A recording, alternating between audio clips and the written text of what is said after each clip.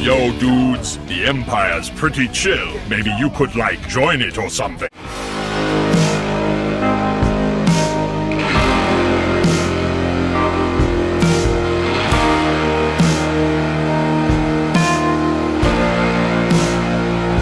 Hey everyone, Lucamus Prime here. So, it is time for another episode of my series of video games that did not need sequels, in my opinion.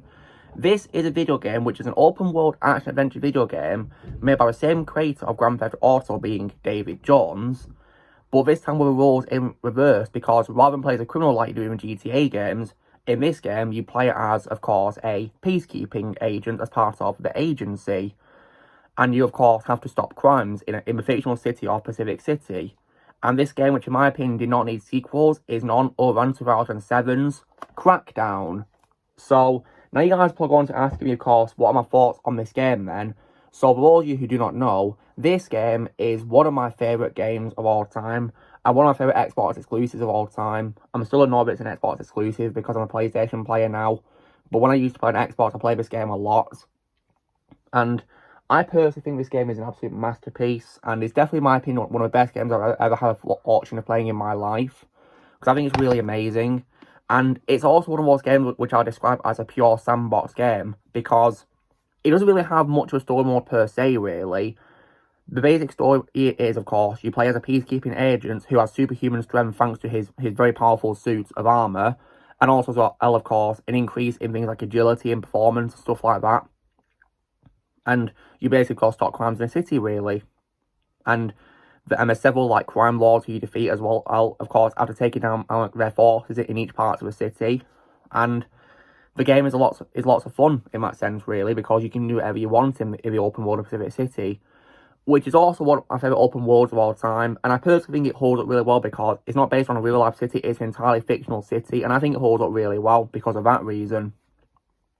And the game as a whole, in my opinion, also holds up really well too, because of the graphics, because the graphics for this game are actually similar, in my opinion, to a cartoon sort of thing, really, because the animation is sort of like, shall I say, cel-shaded, that sort of thing, really, and it's because of that, in my opinion, the game holds up really well, and it's hard to believe it's that old, really, but I think because it's like a cartoon, it allows it to age really well, because cartoons don't need to worry much about detail, do they, so it can get away with it, really, and I think it did it really well. And even though, of course, the game has like a cartoon-style animation for its graphics, it still does, however, include lots of detail, such as, an example, the environments. Because, considering this game is from 2007, it has very good detail for the environments, in my opinion, which in my opinion is very impressive. And the gameplay is tons of fun, and so much fun to play through. Like, if you guys have, like, an Xbox and you want to play a real good game, I would recommend this game strongly. It's definitely, in my opinion, a really awesome game. It's just a shame it's all exclusive to Xbox, really. It is, of course, Xbox 360 release game, but it's also backwards compatible on Xbox One. Even when I play on Xbox One, it holds up really well too, as well. So, and I personally think the game was perfect on its own as a standalone game, because at the end of the game, when you of course defeat the main kingpin of the game at the end, I did not see any signs of sequel baiting whatsoever, really. So, I personally think that the game ended perfectly as it is, really. Just, of course, on a note that the director wants to use the city as a test to use, of course, this plan in other cities to create a new world order, basically. So, it ends on a happy note that your character has won, and, of course, the actions will be copied in other cities, really. So, you've done really well. And also, as well, the director of the agency is also my favourite character in the game, voiced by Michael McConaughey, because in my opinion, he's got a really badass voice, and he actually has some pretty funny lines, which are great to listen to. And he, of course, also came back to what came next, and in my opinion, he was probably the best part of what came next, and that's what we're going to get to now. So, after the release of this game, we unfortunately got 2 sequels, and both of them, like the first game, were only released on Xbox consoles. The second game, of course, was Crackdown 2, and it was this game that killed my interest in the franchise, because it is something which, in my opinion, was really stupid, because it was, of course, released 3 years later, and while it has, of course, the same open world as the first game, and pretty much almost the same gameplay, it introduced something which, in my opinion, was totally out of place for the franchise, and that was the inclusion of freaks, which is basically Crackdown's version of zombies, pretty much, you know, like infected. But like, what?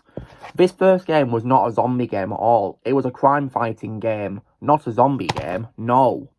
So that really threw me off, and it just felt different in a bad way, in my opinion. Like, I'd have preferred it if they added much more powerful crime bosses instead, something like that. Or maybe even a new city this time, but unfortunately not. It was basically the first game, but with zombies-style enemies. And that, in my opinion, just did not work, and I was not happy about that. And while I appreciated, of course, improvements in graphics for the open world, the game, in my opinion, was a lot weaker than its predecessor, and that really broke my heart because of how much I love this first game. So I was really disappointed in that. And I remember rage quitting the game out of pure anger because it was just too hard and just too annoying, in my opinion, because of the inclusion of zombie-style enemies. It just didn't feel right in a Crackdown game at all, in my opinion. No. But that wasn't the end of the franchise, though, because despite me not being a fan of this game, we unfortunately somehow got a third game, and this one was also, in my opinion, released way too late, 9 years later in 2019, released as an exclusive to Xbox One, and also as well to Windows as well. Some of course, which the first two games weren't released on because they weren't released on PC at the time, but this third game, however, was. But unfortunately, this is probably an example for me, one of the worst Xbox One exclusives ever, and that, of course, is Crackdown 3! Now, I was hoping this game would be better than the second game, but sadly, in my opinion, I'd say it's probably the worst one. Because I've seen clips of the gameplay, guys, and I am very, very disappointed in the third game. Because when you compare it to this absolute masterpiece of the first game, the third game, in my opinion, is just so downgraded in a really bad way. It literally feels like it's like the first installment for a franchise and not a third one. You wouldn't think it was a third one because of how downgraded it is. Like, one thing it completely lacks that the first game had is a lack of detail. Like, it's so sad how this game, which is basically like a cartoon-style game, has much better detail than a third game. Like, Xbox One exclusive too as well. That's how bad it is. And it's just so embarrassing. I couldn't believe it. Like, I was really appalled by that. Not to mention as well, the gameplay, in my opinion, absolutely sucks as well. Like, I don't know what happened whatsoever. Not to mention the open world design, in my opinion, was also terrible as well. I really didn't like it.